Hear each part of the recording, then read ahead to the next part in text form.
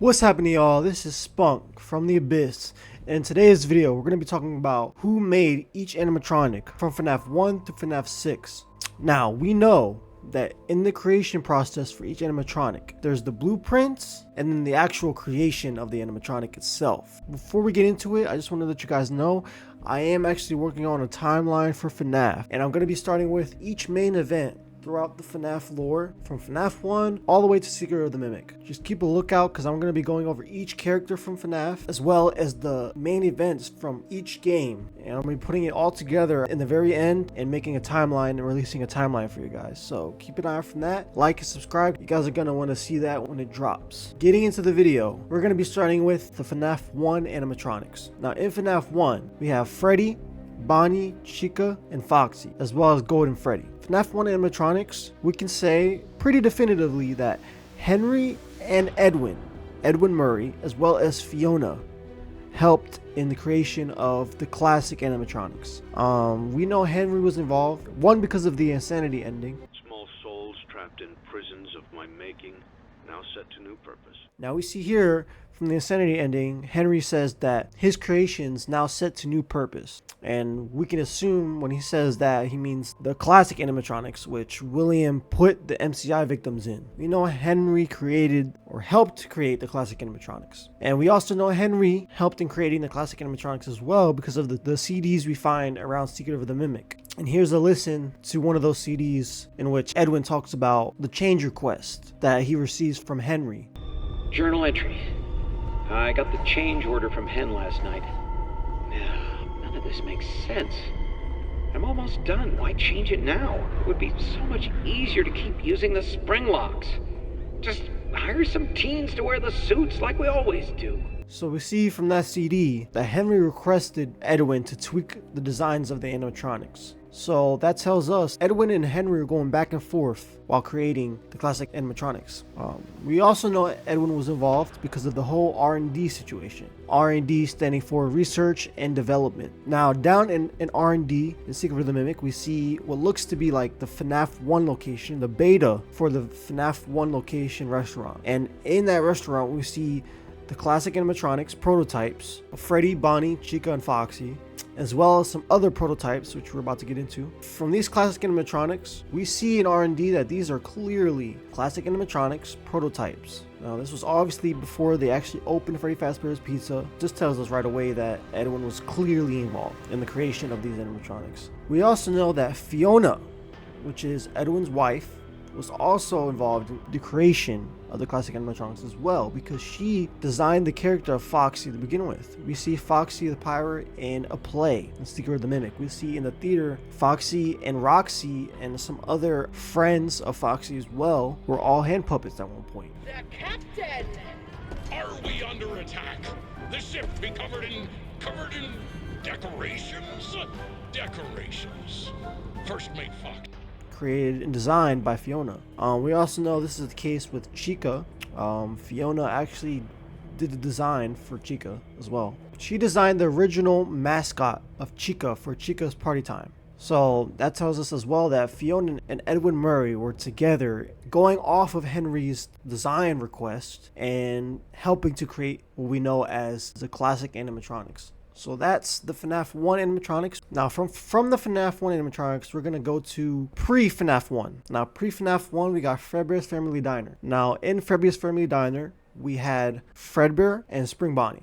We know there's potentially other Springlock suits that were being used as well. The ones we know of in game and have evidence that they exist, they are seen on stage, is Fredbear and Spring Bonnie. Now we can see down in R&D that Edwin actually helped in the design and the rollout of Springlock suits. We know this because of the Springlock suit we go inside and play in during the gameplay of Secret of the Mimic. And we also in R&D see that there were actually betas of Fredbear, Bubs, and a couple other characters that were Springlock suits that were designed by Edwin and potentially Henry. So this tells us that Fredbear and Spring Bonnie suit were potentially both created by Edwin and Henry as well. The only special case we have here is Spring Bonnie, because we don't actually see the Spring Bonnie beta suit, and we know that William loves the Spring Bonnie suit and he goes to kill the MCI victims with the suit. It's possible that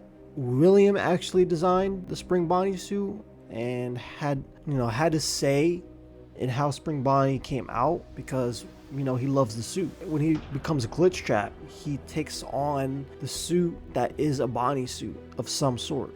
So we know he loves the character of Bonnie, at least the Spring Bonnies. That's the only special case in this scenario with the Fredbear's Family Diner suit. William could have had a hand in the Spring Bonnie creation. Now we're moving on to the FNAF 2 animatronics. We got Withered Freddy, Withered Foxy, Withered Chica, and Withered Bonnie. We're gonna start with those just because there's a big difference between the toys and the Withereds. The Withered animatronics, we can assume that Henry and Edwin potentially created those as well, because we know the classics used parts from the Withereds to become the classics we know and love. So we can assume that Henry also created the Withereds as well. Whether he also had help from Edwin is unknown, because Edwin dies in 1979. Because Edwin dies pre-Freddy Fazbear Pizza. It potentially was just Henry that created the actual Withered animatronics, but there's no evidence to say otherwise or contradict that point. For now, we can assume that Henry created the designs and creation, the blueprints and designs for the Withereds. Now, for the toys, we got Toy Bonnie, Toy Chica, Toy Freddy, and Mangle. I feel, now emphasis on I feel, as if William actually created the toy animatronics. The reason I think this, there's a few reasons. One of the reasons is that all of Funtime animatronics, the Funtime animatronics have these rosy cheeks. All of them have rosy cheeks. And we're going to talk about Sister Location later, but we know for a fact that all the Funtime animatronics have these rosy cheeks. Now, what other animatronic do we know has rosy cheeks? The toys. That's just one evidence piece towards William Afton being the one that created the toys. Not to mention, in FNAF 4 minigames, we see that the toy animatronics are actual toys that potentially are in the FNAF 4 experiment. Whether you think they're experiments or not, regardless, they're in the FNAF 4 minigames as toys. And we know Henry had nothing to do with the FNAF 4 experiments. So the designs for the toys were already in existence. Either that or they were made up for these experiments. That tells me as well that William is most likely the one that created the toys. Another evidence piece that we have, whether you want to add the movies as evidence or not, the movies literally show the blueprints of the toy animatronics and even the classic animatronic. For this video, I'm just going to point out the toys.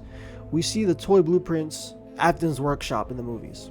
I mean, that all these evidence pieces lead me to believe that William actually created the toy animatronics. Or here's something I'm going to point out going forward. Even if you think William didn't actually physically create the animatronics, he at least probably created the blueprint for the animatronics. At the very least, just tells us why the toy animatronics look so different from the rest of the animatronics.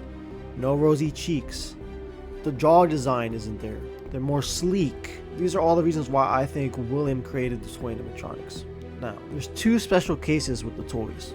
The first one being Mangle. I think the creator of Mangle is still William. Now, like I said, he might not have been the physical creator of Mangle, but he at least created probably the blueprints, because Mangle also has the rosy cheek design. There's no evidence to put me in another direction, so for now, I'm gonna say William created the Mangle animatronic. The second special case in this instance is the puppet. Now, the puppet is said to be created by Henry to watch over his daughter Charlotte. Now, there's no evidence at all to say that William created the puppet. So for that reason, I'm gonna say Henry, pretty definitively created the puppet. However, I think William possibly could have created the blueprints for the puppet. But regardless, I think it's safe to say Henry definitely created the puppet for the purpose of watching over his daughter Charlotte throughout the restaurant. And we see the same puppet getting possessed by Charlotte. So I think it's safe to say Henry created the puppet. This goes without saying. Balloon Boy obviously most likely created by William as well. Same thing because of the design. So that's it for FNAF 2. Now we're going on to FNAF 3. Now FNAF 3, there's not much to say here because all the phantoms are hallucinations that Mike sees throughout the gameplay of FNAF 3. And yeah, that's it. They're pretty much just hallucinations. They might be real animatronics. We have no evidence at all to say that they are. So for now, we're going to go with what we've been believing, which is they are hallucinations. We know the puppet was actually at the Fnaf at Fazbear's Frights, but again, the puppet was created by Henry. You can pretty firmly believe. So Springtrap, we know, is just William in the spring bodysuit, now withered and destroyed. There's no creator. I mean, it's just William in the spring bodysuit. So yeah, that's pretty much all I gotta say about FNAF 3. Hallucinations and Springtrap, which is just William. So, same thing for FNAF 4. Going on to FNAF 4, the nightmares are all illusions. They're all illusions. Now they might be actual animatronics, but based off some of the UCN lines, I'm going to say that they were probably illusions. They are most likely illusions. They were probably made real by Cassidy when she put William in the purgatory state. But I don't think during the FNAF 4 gameplay, I don't think those were animatronics. I'm pretty sure they were illusions. So that's that for all the main animatronics of FNAF 4. Fredbear and Nightmare. Fredbear and Nightmare are two kind of special cases, but then again, they could also just be, even if they are manifestations of Cassidy or by victim, they're still hallucinations. They're still illusion. Either way, they might be real animatronics, but there's no evidence to firmly say that they are. So for now, I'm gonna just put them under the illusions category. Plushtrap, we can assume is an illusion as well. We do see one of the characters in the FNAF 4 minigames has a finger trap. That could have potentially been a version of Plushtrap. That's not confirmed either, because it's just a sprite. So in the minigame, so we can't really tell. But all right, moving on to FNAF's sister location. Now, FNAF's sister location is pretty easy to say that William created all the fun times. That includes Ennard, Yendo, and Lolbit. William definitely created all the fun times. Now, again, when I say creation, I mean everything that led to the creation of the fun times. That means the blueprints, physically making the animatronic. We know that William at least created the blueprints, and we know this because of the opening cutscene of Sister Location. There's no doubting what you've achieved on a technical level. These are clearly state-of-the-art. There are just certain design choices that were made for these robots that we don't fully understand. We were hoping that you could shed some light on those. She can dance. She can sing. She's equipped with a built-in helium tank for inflating balloons right at her fingertips. She can take song requests.